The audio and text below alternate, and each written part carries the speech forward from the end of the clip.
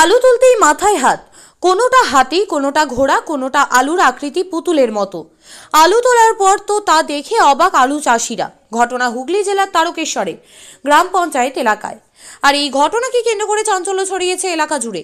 জোর কদমে চলছে আলু তোলার কাজ, কিন্তু মাঠে গিয়ে মাথায় হাত চাষিদের। চাষির একটা বড় অংশ জানাচ্ছেন কোনো আলুর আকৃতি পুতুলের মতো, কোনোটা হাতি, কোনোটা ঘোড়ার আকৃতির। আলু তোলার পর তো তা দেখে অবাক আলু চাষিরা, কিনতে চাইছেন না ব্যবসায়ীরা। ফাপড়ে পড়েছেন চাষিরা। চাষিরা বলছে নকল আলু বীজের কারণেই এই সমস্যা। তার ফলে যে আলু ফলেছে তা মুখে তোলারও অযোগ্য। ফলে বড় ক্ষতির মুখে দাঁড়িয়ে তারকেশ্বরের ব্লকের কয়েকশো চাষি। তারা বলছেন লাভ তো দূরের কথা, চাষের খরচই উঠবে না। কৃষকদের অভিযোগ, চাপাডাঙ্গার এক আলু বীজ ব্যবসায়ীর কাছ থেকে এই বীজ কিনেছিলেন তারা। সেই আলু কিনে যে একেবারে ঠকে গিয়েছেন কৃষকরা, তা আর বলার অপেক্ষা রাখে না। আলুর ফলন তো কমে গিয়েছে বটেই, তার পাশাপাশি আলুর আকৃতি কোনোটা পুতুলের মতো, কোনোটা ঘোড়া বা উটের মতো। এই আলু বিক্রি তো হবেই না, এমনকি খাবারেরও অযোগ্য।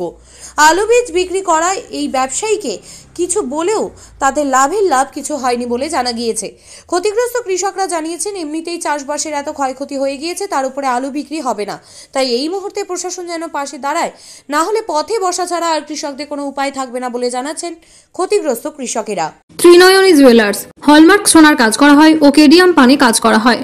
পহলানপুর তীরতলা বাজার, পূর্ব বর্ধমান। যোগাযোগ 9732049330 অথবা 9732086356 এই নাম্বারে। আমাদেরকে ক্যাব দেখবে এরকম করে, আমাদের না ক্ষতিপূরণ দিলে আমরা কি খেয়ে বাঁচবো, কি করব? যার ছেলে আছে তাকে রোজগার করে খাওয়াবে, আমাদের ছেলে পুলে নেই, আমাদেরকে কে খাওয়াবে রোজগার করে?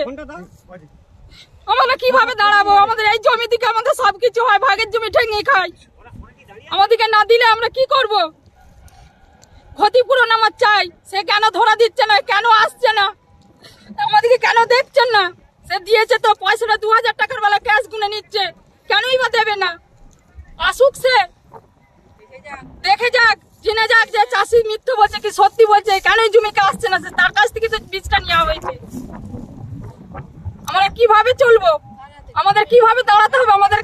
আমাদেরকে কে খাওয়াবে, কি থেকে খাবো আমাদের ক্ষতিপূরণ না দিলে? মানে আপনি বলছেন টোটালটা নকল আলু বীজ দিয়েছে, তাই? হ্যাঁ, নকল আলু বীজ। নাহলে কেন আরো পাশের জমি যাদেরকে দিই তাদের ভালো হয়ে গেল, আমাদেরই বা কেন হলো না? আপনার নাম? চায় না খারাপ দেওয়ার পরে ছেঁচা করা টোটাল বন্ধ করে দিয়েছিলাম।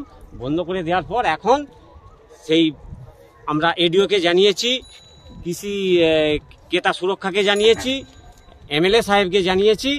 সব চেকিংয়ে আসার কথা ছিল। আজকে ব্যবসা সমিতির থেকে এই চেকিংয়ে এসে এই দেখছে। আমি 2 বিঘে 5 কাঠা জমি চাষ করেছি। 2 বিঘে জমি একই অবস্থা? একই অবস্থা। কোনো আলু ব্যবসায়ী সমিতির পক্ষ থেকে যারা এসেছিলেন তারা কি বলছেন? ওরা এখন বলছে তোমরা খুলে জোড়ো করো, পরে আমরা দেখছি কি করা যায়। এটা কি আলু ছিল? এটা এসএফ এর জ্যোতি। এসএফ এর জ্যোতি, তো? হ্যাঁ। বলছি আপনার পাশাপাশি যে সমস্ত জমি আছে তাদেরও কি প্রত্যেকের একই অবস্থা, এক অবস্থার মধ্যে আছি। আলুগুলো আমরা চাইছি যে আমাদের ক্ষতিপূরণ দিক, আমাদের ক্ষতিপূরণ দিক। আজকের বাজারে কত টাকার আলু, লাখ লাখ টাকার আলু আমাদের চলে যাচ্ছে। বিঘে 4, যদি কাঠায় 4 খানা করে আলু হয়, কাঠায় 4 খানা করে আলু হলে আজকে আমাদের 80 খানা আলু হবে। আজকে 80 খানা আলু বাজার মূল্য কত? কিন্তু আমরা সেখান থেকে 4 আনা পয়সারও আলু আমরা পাচ্ছি না, সবটাই নষ্ট হয়ে গেছে। হ্যাঁ, ওনারা যেটা দেখে বলে যাচ্ছে আলু জোড়ো করো, আমরা চেষ্টা করে দেখছি কি করা যায়। আশেপাশে যে জমিগুলোতে আপনাদের একই পরিস্থিতি? একই পরিস্থিতি, একই আলু, একই আলু, এসএফ কোম্পানির আলু। এখানেতে ওই কোম্পানির আলু এই মাঠেতে প্রায় 170 বস্তা মতন আলু বীজ লাগানো আছে। এই যে এত পরিশ্রম করে খেটে মানে ওষুধ দিয়ে, বিভিন্ন রকম ওষুধ দিয়ে আপনারা যেভাবে ফলন মানে ফলিয়েছিলেন এবং চাষ করেছিলেন, এই বিষয়টা কি বলবেন? এই বিষয় বলতে এখন যা খরচা করেছি সবই তো জলে চলে যাচ্ছে। আর তো রোজগার ওখানে নেই, সবটাই আমাদের চলে যাবে। এবার গলায় দড়ি দেওয়া ছাড়া আর কোনো পথ নেই আমাদের। হয় বিষ খেতে হবে, না গলায় দড়ি দিতে হবে। কেননা বউ ছেলে এই আলু খুলতেও যাবে না, কোনো কিষেন জন এই আলু খুলতেও যায় না। একটা লেবারও মাঠে যাচ্ছে না, পয়সা দেবো তাতেও লেবাররা বলছে ও আলু আমরা খুলতে যাবনি। তাহলে আমাদের গলায় দড়ি দেওয়া ছাড়া কোনো রাস্তা নেই। আলু আমরা কি করব? কোন পথে কোথায় নিয়ে যাব? যেখানে ফেলবো প্রশাসন এসে আমাদের পথে তাড়া করবে যে এই অন্যান্য জায়গায় আলু ফেলা যাবে না। ওই আলুটা জোড়ো করে কেউ যদি না নেয়, ওই আলুটা গাড় বাড়ো কোনো জায়গা নেই, তাহলে আমরা কোন পথে যাব? ট্রাক্টর দিয়ে ওই জমিতে যদি ওই আলুকে কেটে কুচিয়ে ফেলে দিই, তাহলে সেই আলু জমিতে তৃতীয় ফসলটাও আমাদের হবে না। আমরা এই অবস্থার মধ্যে দাঁড়িয়ে আছি। আমার নাম অজিত খাড়া। আপনি কৃষক? আমি কৃষক। কোথায় বাড়ি আপনার? আমার বাড়ি আস্তারা। কতটা জমি ছিল? 2 বিঘে 5 কাঠা জমি এই বীজ লাগানো আছে। পূরণ চাই। আমার 1.5 বিঘে জমি চাষ করেছি, আমরা খেতে পাইনি, দিন আনা দিন খাওয়া মানুষ। আমাদের কিভাবে চলবে, কিভাবে দাঁড়াবো, কিভাবে চলবো? আমাদের দানা ওষুধ বিষ ছাড়া, গলায় দড়ি ছাড়া আর আমাদের পথ নেই। আমার ভাগের জমি 1.5 বিঘে জমি, ভাগেরই জমি, আমার নিজস্ব জমি বলে নেই। এমএলএ সাহেব এসেছিলেন? হ্যাঁ। কি বলে গেলেন? সে ওই একই কথা বলে গেছে, এডিও বিডিও সবাইকে জানাতে, এদেরকে জানাতে, ব্যবসায়ীকে জানাতে। এমএলএ সাহেব আসেননি। এমএলএ সাহেব ব্যবসাদারকে বা অঞ্চলকে বা কি নাম আপনার? আমার নাম চায়না খাড়া, আস্তাড়া বাড়ি। মানে আপনার কতখানি জমি ছিল? আমার 1.5 বিঘে জমি, একই বীজ, একই সমস্ত কিছু, এক লোকের সঙ্গে নেওয়া হয়েছে।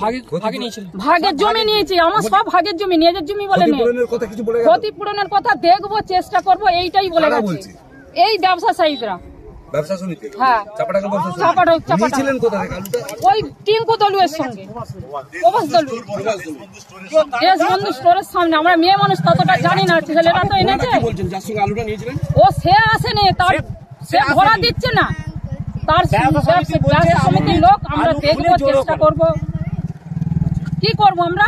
আমাদের না ক্ষতিপূরণ না দিলে আমরা কি করে দাঁড়াবো, কিভাবে চলবো বলুন? আপনি কি ভাগে চাষ করছিলেন? আমরা ভাগের জমি চাষ করি। এটা কি একবারে নতুন বীজ?